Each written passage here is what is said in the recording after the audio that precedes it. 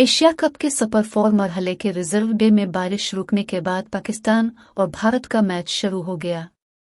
पाकिस्तान और भारत के दरमियान होने वाला में 50 ओवर्स का ही होगा, जिसमें भारतीय टीम ने 25 ओवर से खेल का आगाज किया। इससे कबल भारतीय क्रिकेट टीम के स्टेडियम पहुंचते ही मूसलाधार बारिश शुरू हो गई थी और सुबह से वक्फे से बारिश के बाइस ग्राउंड को बार बार कोर करना पड़ा।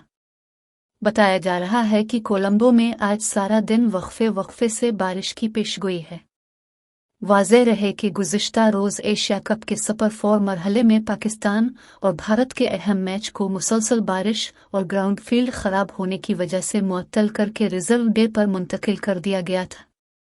रिजर्व डे पर आज वहीं से खेल शुरू होगा जहां गुज़िश्ता रोज़ ख़त्म हुआ था।